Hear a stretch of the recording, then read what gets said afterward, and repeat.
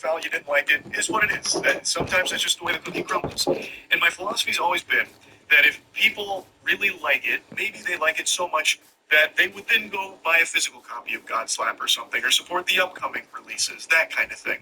So I've always liked that approach, but I don't see it utilized all that often.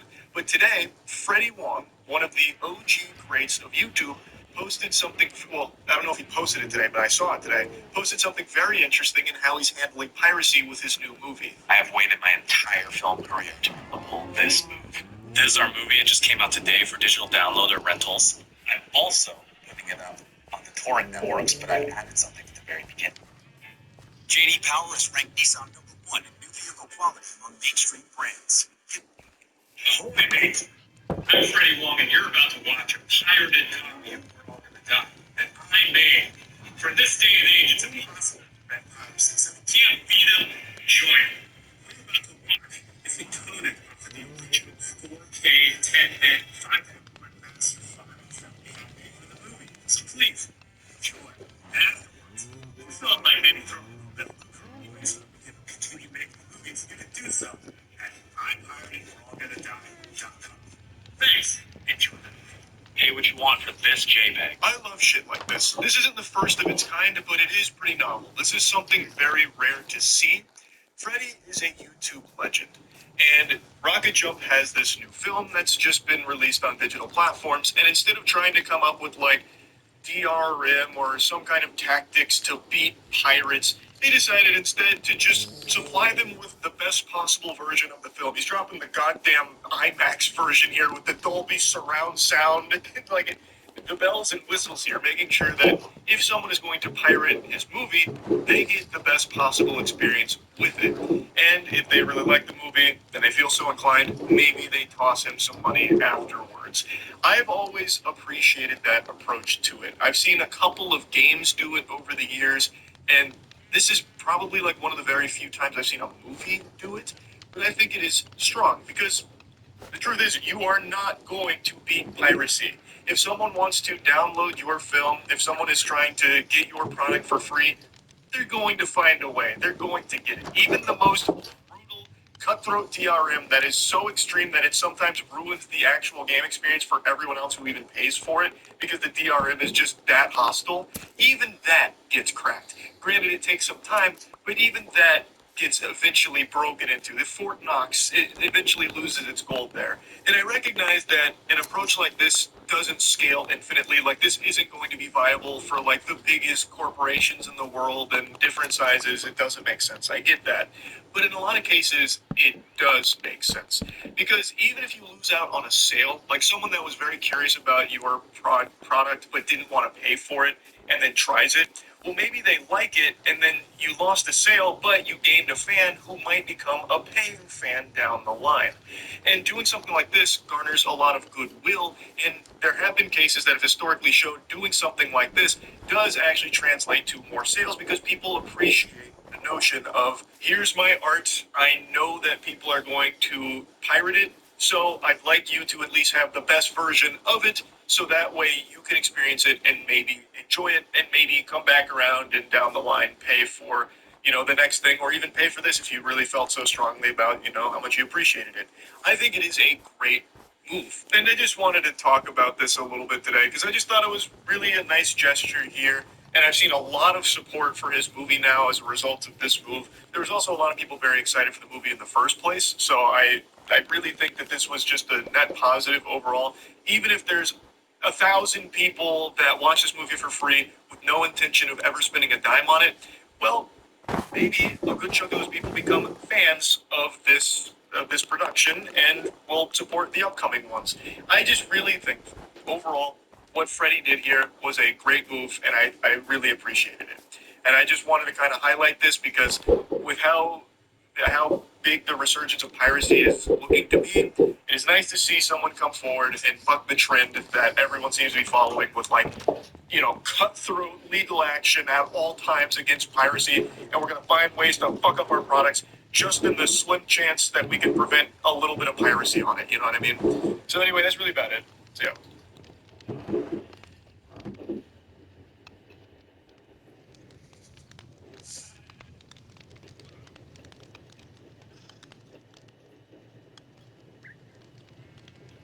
Before I begin my list, I do want to let you guys know that the video you are watching right now is actually the 1000th video on this channel.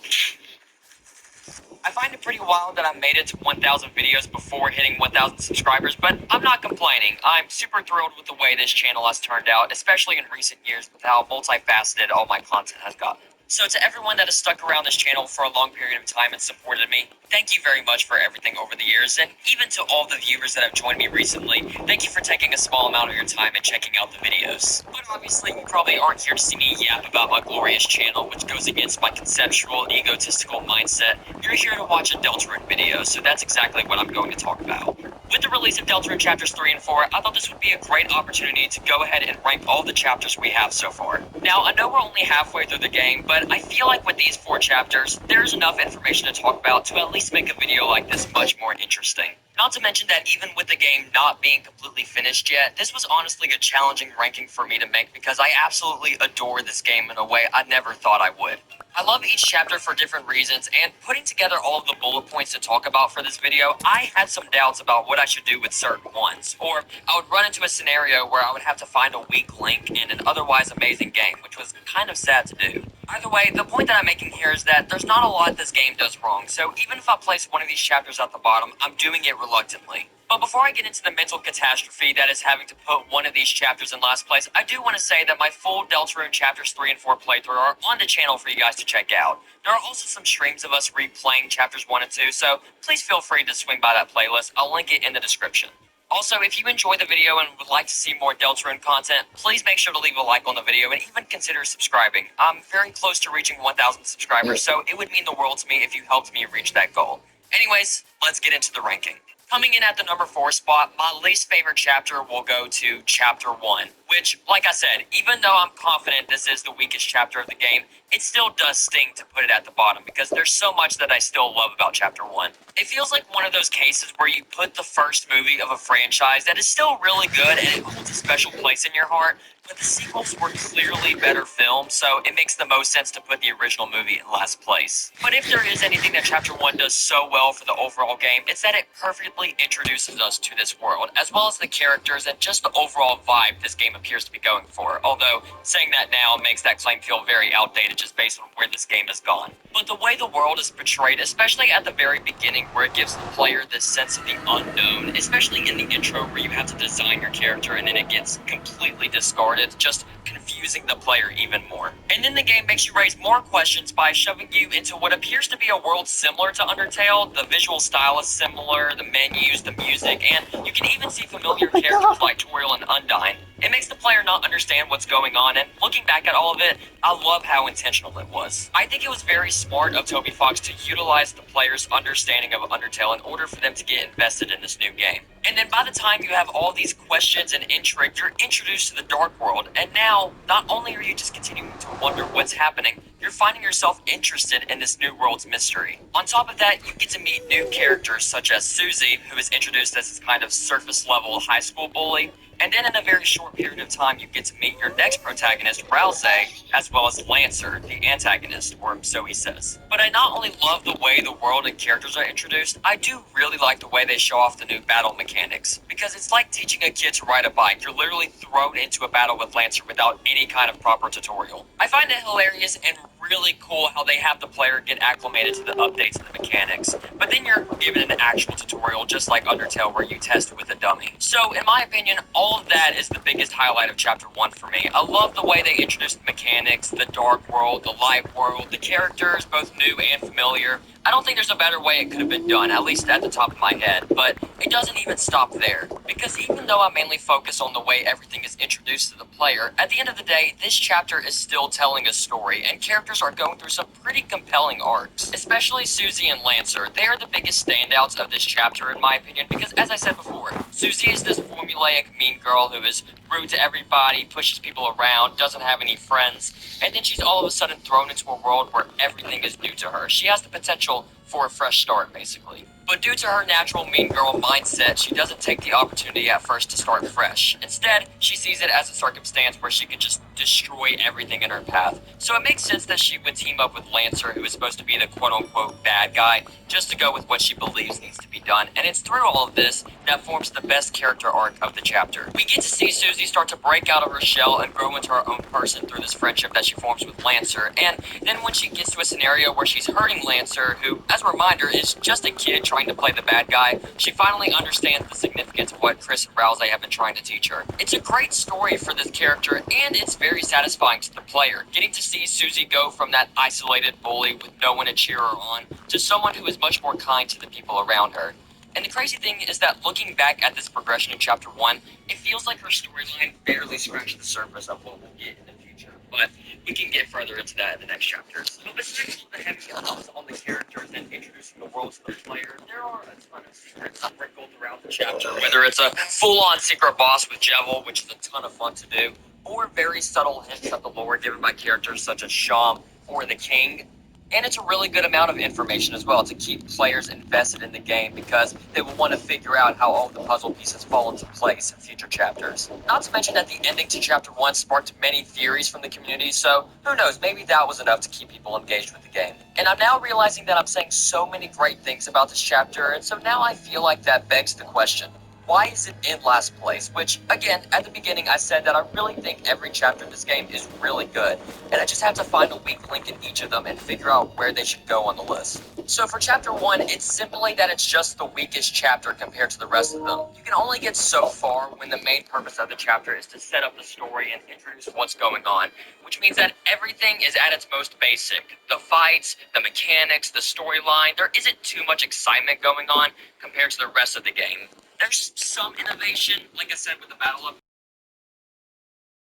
Well, Chapter 1, even though I do love it to bits, I really like what it did, and I have a really good time revisiting it every now and then, it is going to go in last place. Coming in at the number 3 spot is Chapter 3, which of course is one of the new chapters that came out recently. If there's one word I can use to describe this chapter, it's overwhelming, and I mean this in the best way, all the way down to the visuals, presentation, the characters, and how ridiculous some of them are. Yes, pointing directly at Tenna, but there's a lot going on here in such a short period of time. Because this is actually a pretty short chapter. It's only a few hours long, which is short for Deltarune standards. And yet, there is so much going on, so that means everything is progressing really fast. Sometimes a little too fast to the point where you can't comprehend everything that's happening in like 1 or 2 playthroughs. But what I can say is that during the wait for this chapter, I don't think anyone could have predicted what the final result ended up being. Sure, we all knew it was going to be a TV world. The ending to Chapter 2 set that up enough. But I don't think anyone figured it was going to be presented in this insanely quirky, over-the-top style that is moving at such a lightning-fast pace. I think the biggest takeaways from this chapter are the moments in the TV time sections when you're going through these old-school mini-games and physical challenges, as Tenna calls them.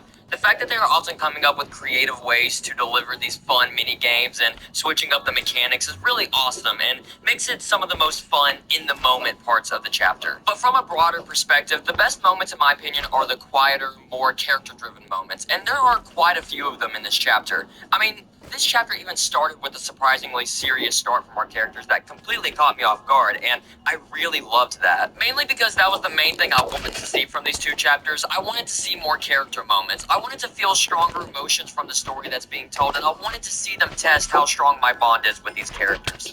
And this chapter gave us some great moments, even including some more Susie moments. The biggest one being some more information given about her backstory. So from a personal standpoint, that was my biggest takeaway from Chapter 3. It gave me exactly what I wanted right off the bat and continued to keep its foot on the pedal. Also, I absolutely have to talk about Tenna as a character because I was actually pretty surprised by the way he turned out. When he was introduced and he gave me the vibes of being just another hilarious and quirky antagonist, I was kind of picturing a mixture of Queen and Spamton, and honestly, I'm not too far off, I guess. But what I really liked about Tenna was how personal he got, and specifically how personal he got with Chris, because after all, he is the living room TV. He sees everything that happens in the house. The good moments, the bad moments, and especially remembers the bad moments.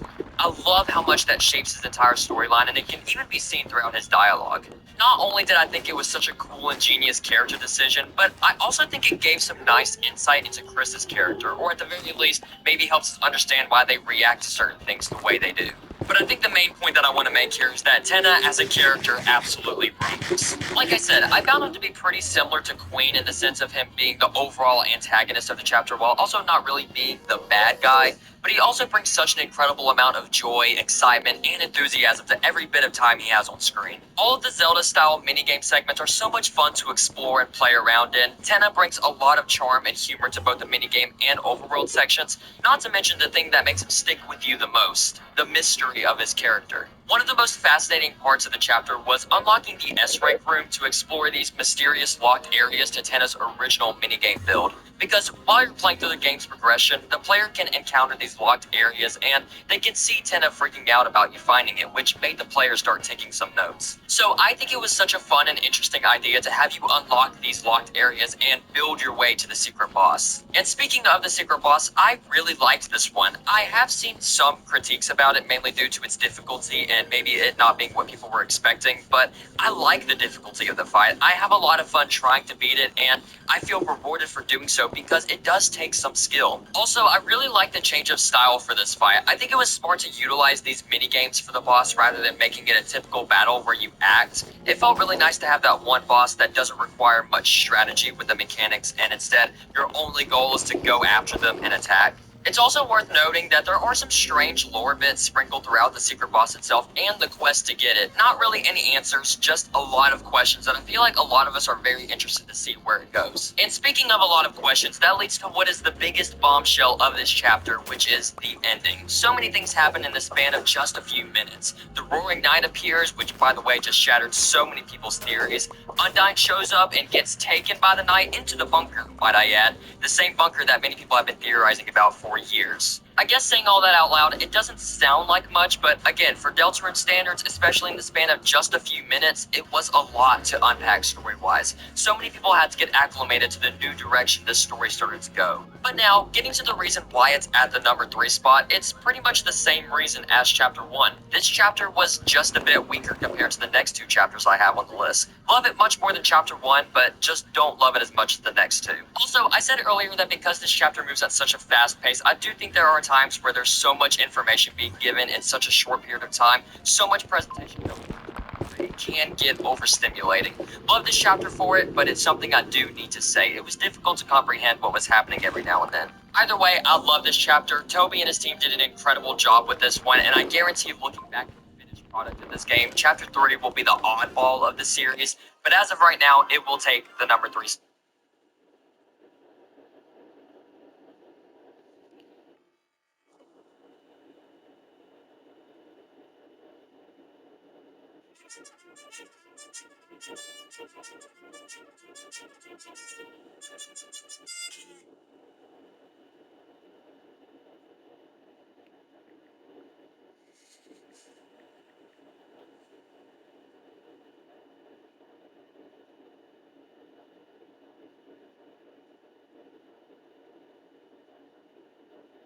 Coming in at the number 2 spot, even though this is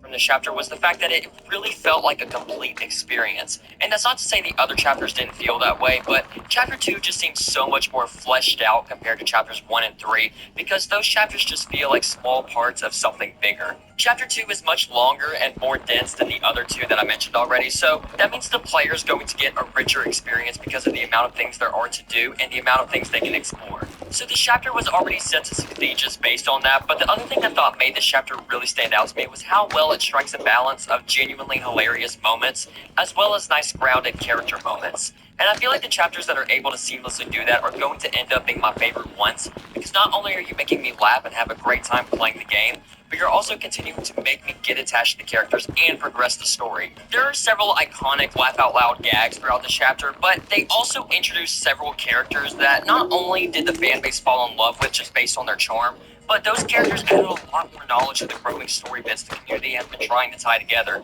and gave context towards certain character relations. The most surprising character to me was Noelle, because I did not expect her to be someone I would really get attached to that much. However, seeing the way she communicates with everyone, her frantic nature, how naive she is, but Most importantly, the amount of insight she gives toward other characters like Chris. She explains what they would do when they were younger, the people that they would hang around with, whether it was friends or siblings, the amount of adventures they went on when they were kids, things that put more things into perspective, especially the kind of person that Chris was. Also, I cannot forget the adorable moments Noelle has with Susie, the most memorable part being when she's on the Ferris wheel with her. Once again, just another scenario where not only is it a super nice, lighthearted moment, but it also fleshes out both the characters a bit more, seeing the way they communicate with each other and what they have to say to each other. Oh yeah, Berdly also exists. But to be completely honest, the standout character of this chapter that I think many of the fans can agree with is Queen. And I actually think she is still my favorite antagonist of the game so far, mainly because we got to spend an entire chapter with her and learn about her, so it made it a lot easier for me to get attached to her. The Knight is a close second, definitely more intimidating, but I need to see more of them before I jump to that conclusion. Queen is not only hilarious, but when she does have those serious moments, she actually becomes a pretty imposing villain, especially in the finale of the chapter when she controls Berdly and attacks us with the giant robot. But I think what really makes her intriguing is her complexity and the way she is going about doing the quote-unquote right thing. She thinks that by creating more darkness, she is creating a perfect world where Lightners like Noelle can receive joy through the internet and the cyber's world, a classic villain trope of the bad guy thinks they're doing the right thing when they're actually doing the wrong thing, but it actually works well here. Queen being a three-dimensional character with a lot of intrigue and charm is what makes her such a fan favorite. Even post chapters 3 and 4, the community still holds her in pretty high regard. But I feel like I would be doing a disservice if I didn't talk about a particular character in this chapter. And that is Spamton. You want to talk about a fan favorite character, especially at the time Chapter 2 came out? Look no further than this boy. Also, safe to say, there was an astronomical amount of people out there coming up with theories and a new batch of questions solely because of this character. Many people started theorizing about the Shadow Crystals, future special enemies in the next chapters, certain story beats, especially revolving around Chris and the Soul's control over them. But besides all the story bits, in terms of just the secret boss itself, for a long time I considered this my favorite secret boss in the entire game, even after chapters 3 and 4. I don't feel that way anymore, but he is still a top 3 secret boss in my opinion. I love using the Yellow Soul. That might be my favorite soul mechanic to use compared to everything else. Also, the attacks that Spamton has are pretty cool, and the way they evolve over time is even better. For example, the way the heart attack evolves from just one heart to having 3 different hearts that all shoot projectiles at you. Not to mention that the background visuals to this fight are phenomenal, and even the fact that we are all on roller coasters similar to the Berdly fight, I mean, not that the coasters play a key element in the fight, but they look really cool and add a really nice exhilarating rush to the boss. But it's very clear that Spamton has left an impact on both the community and the story overall, even including several characters like Chris and Tenna, who either bring him up on multiple occasions or through internal conflict. Outside of the amazing characters this chapter has, the Dark World this time, which of course is the Cyber's world, is so awesome. Like I said earlier, not only is it large and in-depth, but it's also super vibrant and beautiful to look at. This world is filled to the brim with wonderful side characters and enemies, my personal favorite of these side characters being Sweet Captain Cakes, just because music.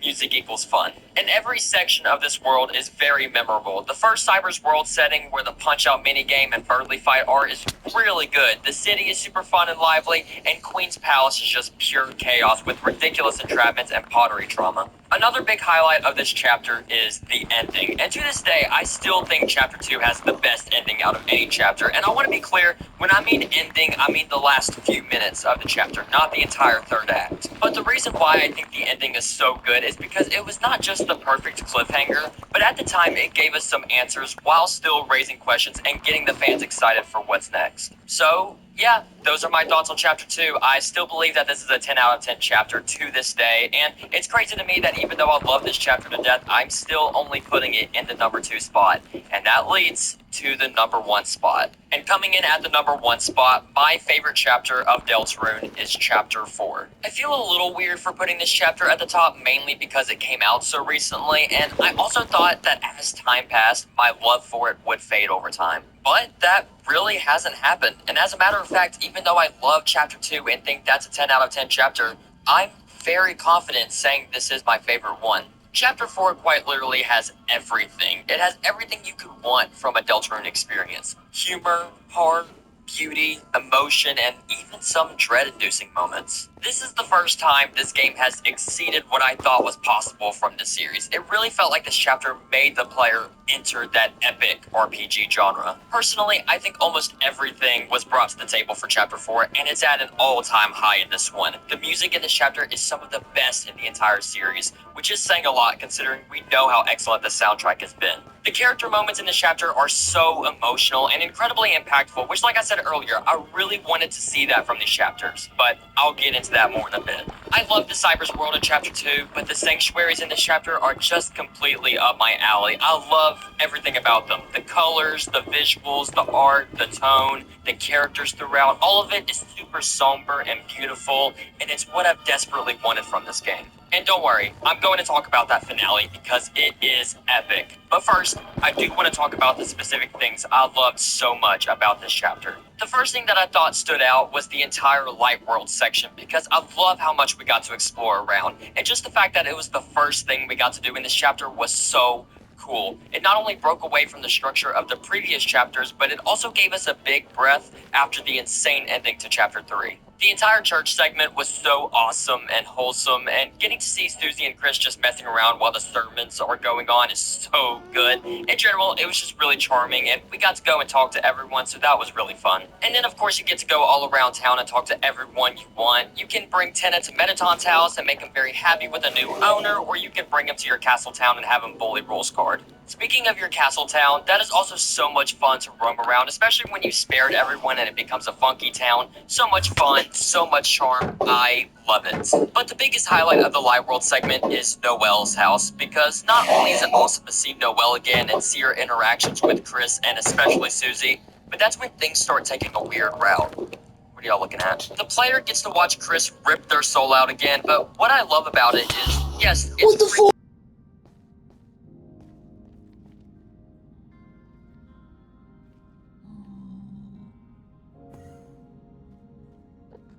piano or literally going out swinging. Questions are raised, theories are formed, and everyone is trying to figure out what is happening. Story bits, in terms of just my opinion, I love using here for putting this chapter at the top, mainly at an all-time high in this one. The music and what I've desperately wanted from this game. And don't worry, I'm going to talk about that finale because it is epic. But first, I do want to talk about the specific things I loved so much about this chapter. The first thing that I thought stood out was the entire Light World section because I love how much we got to explore around. And just the fact that it was the first thing we got to do in this chapter was so cool. It not only broke away from the structure of the previous chapters, but it also gave us a big breath after the insane ending to Chapter 3. The entire church segment was so awesome and wholesome, and getting to see Susie and Chris just messing around while the sermons are going on is so good. In general, it was just really charming, and we got to go and talk to everyone, so that was really fun. And then, of course, you get to go all around town and talk to everyone you want. You can bring Tenna to Mettaton's house and make him very happy with a new owner, or you can bring him to your castle town.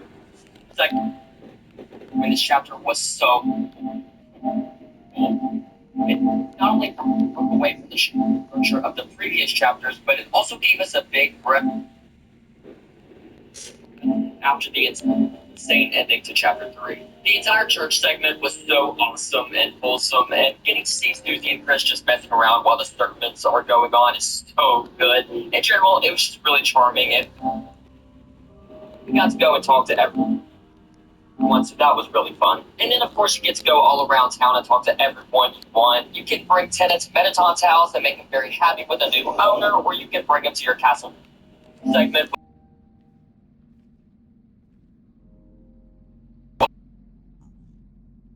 Good. And in general, it was just really charming. And we got to go and talk to everyone, so that was really fun. And then, of course, you get to go all around town and talk to everyone you want. You can bring Tenna to Mettaton's house and make him very happy with a new owner, or you can bring him to your castle town and have him bully Rules card. Speaking of your castle town, that is also so much fun to roam around, especially when you spared everyone and it becomes a funky town. So much fun, so much charm. I love it.